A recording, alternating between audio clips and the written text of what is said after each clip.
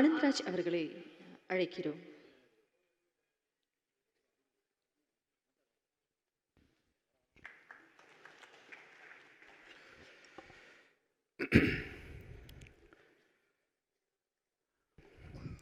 வணக்கண்ணே.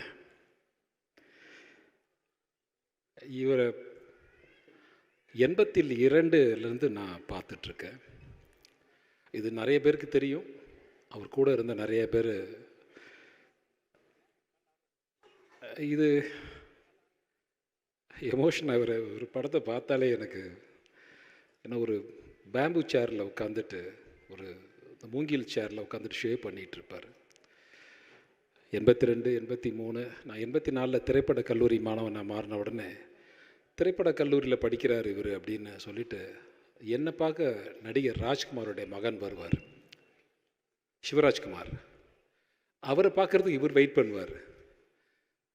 அப்போ சிவராஜ்குமாரை இவருக்கு அறிமுகம் பண்ணி வச்சதே நான் தான். அந்த மாதிரி நாங்கள் ஒன்றா படிக்கிறோம் அப்படின்னு சொல்லிட்டு. திரைப்பட கல்லூரினா என்னன்னு, எப்படி இருக்குது திரைப்பட கல்லூரின்னு ஒன்று இருக்குதுன்னு தெரிஞ்சுக்கிட்டதே அவர் என் மூலமாக தான். ஸோ அதுக்கப்புறம் திரு ஆபாவானன் வந்தார். திரைப்பட கல்லூரி மாணவர் திரு உதயகுமார் பேசினார் இல்லையா. இப்போ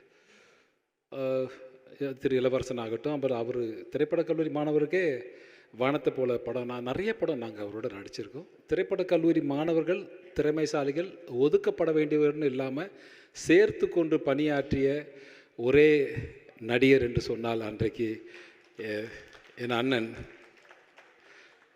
மறைஞ்சிட்டார். பட் இருந்தாலும் அவர் நம்ம விட்டு மறைய மாட்டார். அவர் நினைவேந்தல் செய்கிறோம்.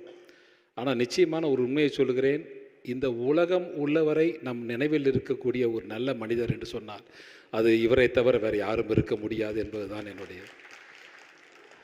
கருத்தாக இருக்கும்.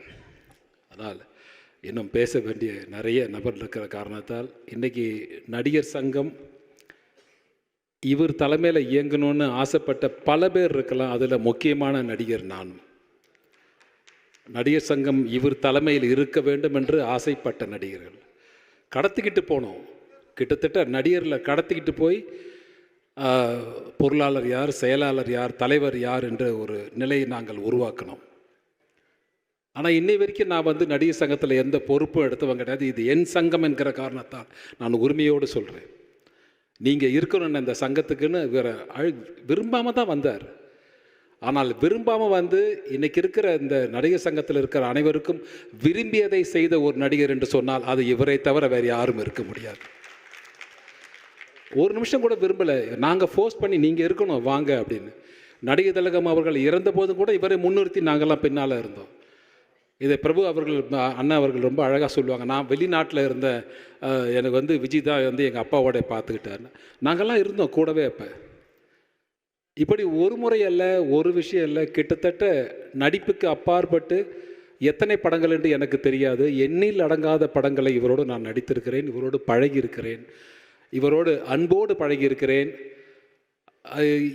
என்ன சொல்கிறது, நிறைய பேசலாண்ட உங்களை பற்றி நிறைய இருக்குது. மதுரை கூட்டு போனால் என்ன செய்ய, மதுரை கூட்டு போய் எப்படிலாம் இருப்பார். மதுரையில் அவர் கூட இருந்த இப்ராஹிம் ராவத்தர் ஆகட்டும், அல்லது அந்த எம்எல்ஏ பண்ண அந்த சுந்தரராஜன் ஆகட்டும், ரவி ஆகட்டும், இவரெல்லாம் எப்படி உறுதுணையாக இருந்தாலும், ரஹமத்துல்லா ஆகட்டும், அப்போ மணின்னு ஒருத்தர் இருந்தார் அவராகட்டும், இப்போ அம்மா கணேசன் சிவா இருந்தார் அவராகட்டும். நான் வெளிப்படம் போயிட்டு இங்கே உள்ளே வந்துடுவேன், வெளிப்படம் நடிச்சுட்டு உள்ளே வந்துடுவேன். என்னை விடாமல் பார்த்து கொண்டால் எனக்கு அவர்கிட்ட கட்டளை, மீண்டும் நீங்கள் வில்லனாக நடித்தால் என்னோடு நடிக்க வேண்டும் ஆனந்தராஜ் என்று சொன்னார். அதுதான் மீண்டும் வில்லனாகன்னு போட்ட விஜயோட அப்பா டைரக்ட் பண்ண படம் ராஜதுரைன்னு ஒரு படம். நான் அந்த மரியாதை இவர் கொடுத்தேன், நீங்கள் தான் பண்ணணும்னு. அதுக்கு இவர் எனக்கு என்ன பண்ணார் தெரியுமா? எந்த கதாநாயகனும் செய்ய மனம் வருமா என்று எனக்கு தெரியாது. இப்பொழுது எனக்கு அந்த படத்தில் இங்கே தான் அந்த மண்டபம் பின்னாடி தான் இருக்குது. பாத பூஜை பண்ணுற மாதிரி ஒரு சீன் எடுத்தார் எஸ்ஏசி அவர்கள். அதை மனம் கோணாமல் செஞ்சார். நான் பார்த்து அப்படியே அவரை பார்த்துக்கிட்டே இருப்பேன். படம் பார்த்தா தெரியும். பாத பூஜை பண்ணுறதை ஃபுல்லாக எடுத்தார் டைரக்டரு. பாத பூஜை எப்படி பண்ணணும், தண்ணி ஊற்றி காலை கழுவி பொட்டு வச்சு எல்லாம் பண்ணுறது பண்ணுறதை இன்னொரு விஜயகாந்த் நின்று பார்க்கணுன்ற மாதிரி எடுத்தார். எனக்கு ஷாக்காக தான் இருந்தது. நான் வில்லன் பண்ணுறேன், நல்லா இருக்கும். ஆனால் பட் ஒரு நடிகர் இவ்வளவு இறங்கி பண்ண முடியுமா? ஒரு படம் பார்த்துட்டு வெளியே வந்த உடனே இந்த படம் பார்த்துட்டு இந்த படத்தில் என் கேரக்டர் நல்லா இருந்ததுன்னா எங்கே ஆனந்தராஜ், ஆனந்தராஜ் நீ தான் படத்தில் நம்பர் 1 அப்படின்னு இதை சொல்லுகிற பண்பு இருக்கிறதே, இதுதான் இன்றைக்கி இவரை பார்த்து நம்ம நிறைய விஷயம் கற்றுக்குவோம்.